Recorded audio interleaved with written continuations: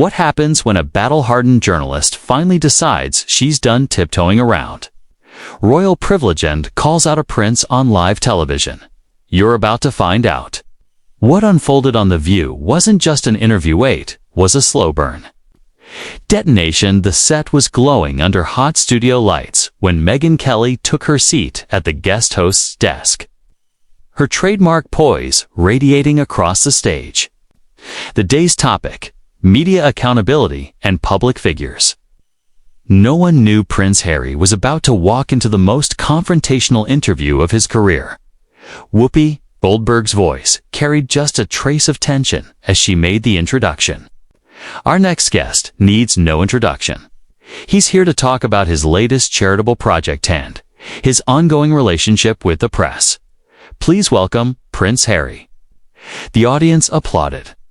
Harry strode in with his usual easy smile, settling into the chair opposite Kelly. But her expression stayed cool. Asterisk for the racist coverage of my wife. For the lies and distortions printed about my family for decades, Harry said, his voice tight. Megyn Kelly's eyes lit at the opening. Your mother's death was a tragedy, no one disputes that. But using her as a shield for your own choices, that's not honoring her, Harry. That's exploiting her. And as for your wife, she was a working actress who married a prince. Media attention comes with that territory. You knew that. She knew that. She didn't deserve the treatment she got, Harry shot back, emotion straining his words. No one deserves unfair treatment. Kelly agreed, but life isn't fair. Your grandmother endured it with grace for 70 years. Your father is enduring it now. Your brother is you. You lit the whole thing on fire. Now you want sympathy for the burn marks. Harry's hands clenched. You think you know everything, don't you? Sitting in your ivory tower, judging people you've never met, lives you've never lived. Kelly raised her brows, a small smile tugging at her mouth. Ivory tower. That's rich from someone who literally grew up in palaces. And yes, I pass judgment. It's called journalism. I built my platform. I didn't inherit it. You have no idea what kind of pressure I was under. Harry's voice cracked. The scrutiny, the expectations. Watching my wife spiral into suicidal thoughts because of the treatment she got. The audience gasped, but Kelly didn't blink. Those are serious allegations. And if true, they deserve compassion and proper help. But wielding them like a club to beat your family in public, that's not seeking help. That's seeking revenge. Joy Behar tried to interject. Maybe we should. No, Joy, Kelly cut in. This is the kind of soft handling that enables this behavior. Prince Harry came here to promote himself while playing the victim. The audience deserves hard truths. Harry leaned forward, eyes blazing. You want hard truths. The British press killed my mother and they were trying to do the same to my wife. My family threw us to the wolves to save themselves. Your mother, Kelly said flatly, got in that car. She didn't wear a seatbelt. She was with a man driving recklessly. Yes, the paparazzi chased them. Yes, that was wrong. But personal responsibility matters. Harry's face went pale, then flushed crimson. How dare you blame my mother for her own death? I'm not blaming her. Kelly replied, voice steady. I'm saying tragedy is rarely one-dimensional. And using her memory as a political weapon for your choices, that's what dishonors her. Whoopi tried again. Maybe we should know, Harry snapped. I want to finish this. You think you're clever with your gotcha questions? But you're just another media parasite feeding off other people's pain. Kelly's smile widened. There it is. It's the real Harry. Not the grieving son. Not the protective husband. It's just an entitled man-child who can't handle pushback. You know the difference between us? When I'm attacked, I don't write a book. Go on a world tour and blame my family. I take the hit and move on. You have no idea what you're talking about, Harry sputtered. Oh, I do. Kelly leaned back, still in control. I see a man who had everything, who could have done extraordinary good. And instead of honoring that, he tore it down because he couldn't stand sharing the spotlight with his brother. This has nothing to do with William, Harry protested, his voice faltering. It has everything to do with William, Kelly said. He's the heir, you're the spare, and you never got over it. Your whole life has been defined by that hand instead of Prince Harry. Welcome to The View, Kelly began, professional but icy. Interesting timing for this appearance. Given some of your recent statements about media responsibility, Harry shifted slightly. Thank you for having me. I think it's more important than ever to talk about how the media operates and the impact it has on people's lives. Real people's lives, Kelly echoed, leaning forward. Fascinating coming from someone who's made a fortune selling deeply personal stories to the highest bidder. How do you reconcile advocating for privacy while writing tell-all books and giving headline-grabbing interviews? The room went still. Joy Behar looked uneasy. Sarah N. kept glancing between them. Harry's smile thinned. There's a difference between telling your own story and letting others distort it. When your family's been lied about sometimes, you have to set the record straight. Set the record straight. Kelly's tone sharpened. From where I'm sitting, it looks like a sustained campaign to publicly damage your own family for profit. You've accused them of racism, financial abandonment, refusing to protect your wife. Yet you still use your royal title, still trade on the institution you claim mistreated you. Harry's jaw tightened. You're oversimplifying. The institution and the family are different things, are they? Kelly shot back. Your grandmother was head of that institution. Your father is now. When you attack the monarchy, you're attacking them personally, aren't you? That's not fair. You're twisting my words. I'm quoting your words, she said. Voice low but cutting. From your interviews, from your book. You can't want privacy and give constant interviews. You can't say you're protecting your family while airing their private conversations. And you definitely can't call yourself a victim while living in a multi-million-dollar mansion and signing lucrative media deals. Whoopi finally stepped in. Megyn, maybe we should. Oh, I want him to respond, Kelly interrupted. Explain to the single mothers watching, to the women working 2 jobs, how a man born into unimaginable privilege can claim to be a victim of circumstance. Harry's face flushed. You don't know what it's like in that environment. You don't know what it's like to lose your mother to the very press you're defending, or to watch your wife torn apart by the same machine. You're right, Kelly said. I don't know what it's like to be royal. But I do know what it's like to work for everything I have, to face media attacks without a team of publicists and $1 million platform. And I know what accountability looks like. The audience was silent now, locked on the table as Harry scanned the hosts for support and found none. Accountability, he repeated, his voice rising. Let's talk about that, Megyn. Let's talk about the media's role in. Instead of finding your own path, you burned the whole thing down, Kelly pressed. Your book, your interviews, your constant grievances. It all circles back to one thing: you resenting your brother for being born first. Harry shot to his feet, his chair screeching against the floor. I don't have to sit here and listen to this. Actually, you do, Kelly replied, calm and unmoving. You booked this appearance. You came here to sell your narrative. But stories work both ways, and right now the one playing out is of a privileged man who can't handle criticism. Sarah N. spoke gently. Harry, please sit down. Let's keep it civil. Civil. Harry's chest rose and fell sharply. There's nothing civil about an ambush, about twisting my words and attacking my family. I'm asking you questions, Kelly countered. The same ones millions of people are asking. If you can't answer without blowing up, maybe. You shouldn't be doing interviews at all. You call this blowing up? Harry's voice rose. Standing up for my wife, my children, my mother's memory. I call it hiding behind them while you take shots at everyone else, Kelly said coldly.